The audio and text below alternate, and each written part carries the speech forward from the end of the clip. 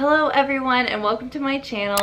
You might be wondering why I have this Victorian Gibson girl hairstyle today and this Victorian shirt, which my mom crocheted a few years ago for herself and let me borrow. I think it's gorgeous.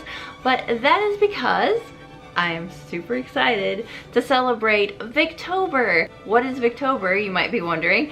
That is a month-long readathon for the month of October that's all about Victorian literature. Basically, there are several challenges that you have to fulfill in order to complete Victober in the month of October, and it'll be a lot of reading, but I'm really excited about it. The readathon is hosted by 4 booktube channels that I really love watching, and that's Books and Things, Lucy the Reader, Beyond the Pages, and Kate Howe. I'll link their channels down below so you can check it out. A few months ago, I watched To Walk Invisible, which is a Bronte biography about the 3 sisters.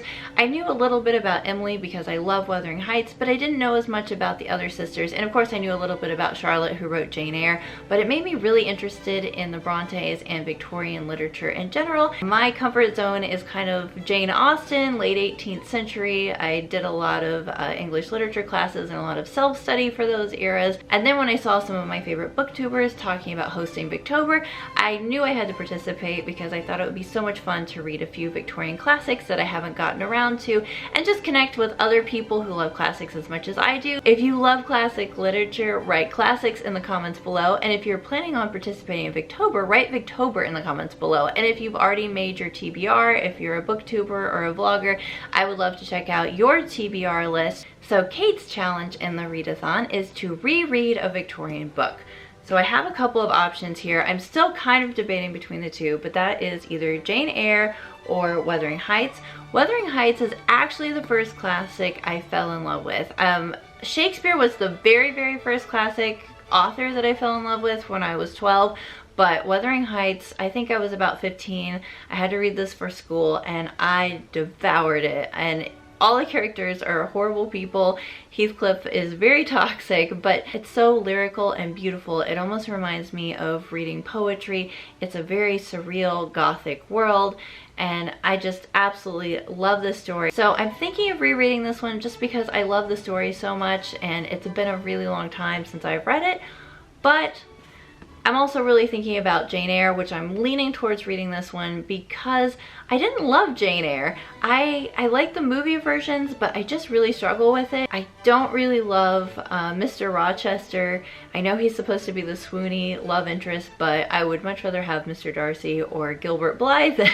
So I'm thinking that I should probably give this book another chance. I know I was a lot younger when I read it, and I don't know, it just didn't resonate with me.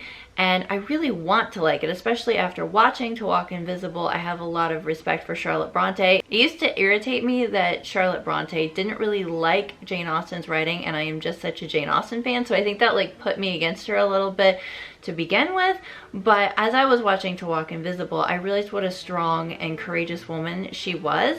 So I decided to look it up and see what the circumstances were regarding her criticism of Jane Austen's writing. And then I realized one of her mentors told her that she needed to read Jane Austen, and it was almost like it was putting down her writing, that her writing for Jane Eyre was too imaginative and too big, and they wanted her to be able to write something that was a little bit more true to everyday life.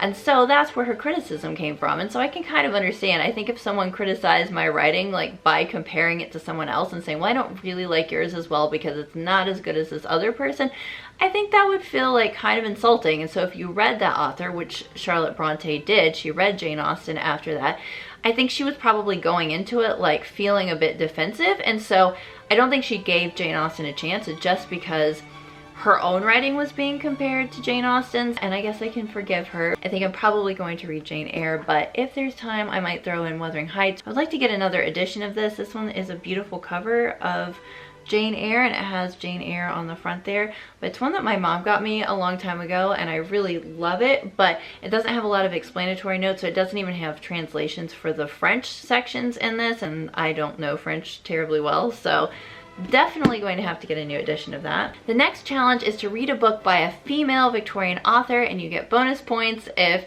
you read one that you hadn't read before. So I have chosen Elizabeth Gaskell's North and South. I'm familiar with the BBC adaptation. I have never read the book. I have never read Elizabeth Gaskell. I've also watched the miniseries based on her book Cranford, and I really liked that.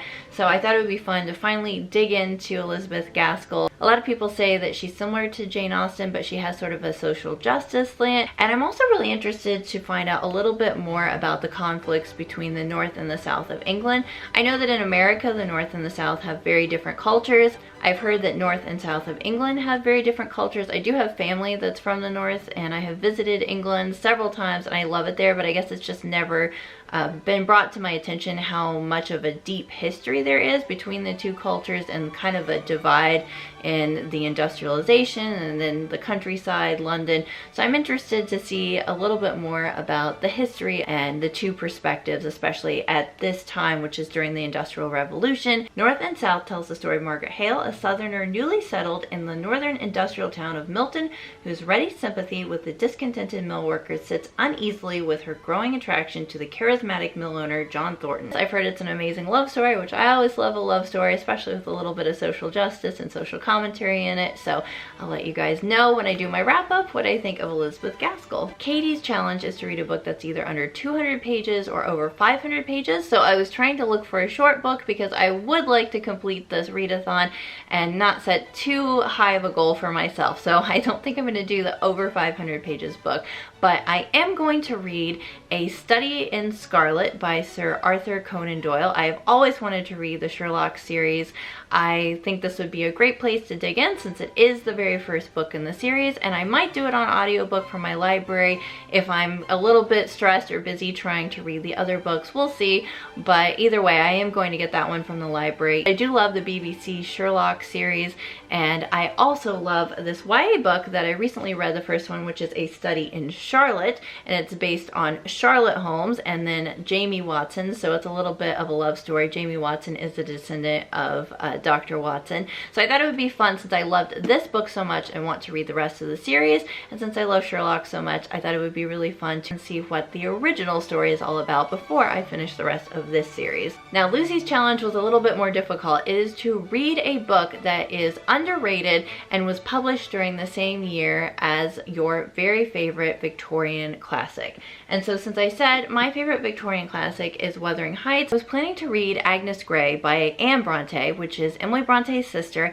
and it came out in the same year as Wuthering Heights, and it was very underappreciated compared to Wuthering Heights. Wuthering Heights was a sensation, so I've really been wanting to read some of Anne Bronte's work. But the reason I'm kind of going with something a little bit different here, the reason I'm cheating, is because I didn't want it to be a complete Bronte readathon festival all October. So I wanted to add a few other authors in there, and I decided to go with Anthony Trollope. Now, Anthony Trollope did publish another novel in the same year as Wuthering Heights. It was his first novel, and that's actually what Lucy is going to be reading. So in the meantime, as I was watching some old Victober vlogs and kind of thinking about Victober in general, I saw a recommendation for Rachel Ray. I heard it was a really good place to start with Anthony Trollope. It's a standalone, unlike his series, which are really popular. I heard this book is underrated. I actually got interested in Anthony Trollope when I watched Dr. Thorne, which is an excellent mini-series done by the creator of Downton Abbey, Julian Fellowes, and I feel like he's just not really well known here in the US. I think that he's more well known in England, but he's one of those authors that Americans haven't really thought of as a classic British author. You just can't find him that often. So I really wanted my first Anthony Trollope novel to be one that I thought I would enjoy, and as much as I thought his first novel sounded interesting, it sounded a little bit tedious, so I wanted to read something that I thought I could really get into. This one is supposed to be a little bit like Jane Austen's style because it's satirical, it's a romance, and I kind of flipped through this one and I know I'm already going to love it because it is absolutely hilarious. It has the kind of satire that I just love. It kind of takes the ridiculousness of just people and everyday life and the little silly things that we all do, and it kind of takes it and makes a joke out of it.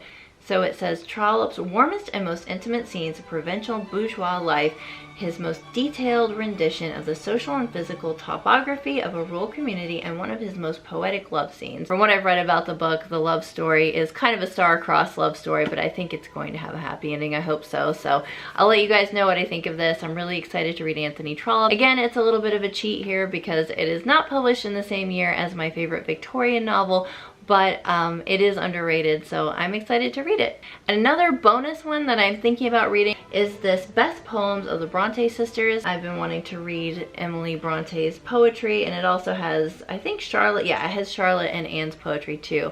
So I might read this one if I have time. There's a group challenge, which is to read The Importance of Being Earnest, and then also A Woman of No Importance. So this is sort of the group read. Everyone's reading this. I didn't choose this one, but I'm really excited about it because Oscar Wilde is one of my favorite Victorian authors. I do love both of these plays. I have already read them before, but I'm excited to reread them. Importance of Being Earnest was what got me into Oscar Wilde, and it was my favorite play until I read An Ideal Husband. So I am excited to reread these. I love Oscar Wilde. I already have this in the Oxford edition, which is my favorite. And the last challenge on the list is another group challenge, which is to read by candlelight as people would have done in the Victorian era. I'm not a big fan of real candles because of the fire hazard, but I do have some battery operated candles that have like the little flicker light and they're really pretty, so I will give that a try. Maybe read a nice Emily Bronte poem under the candlelight.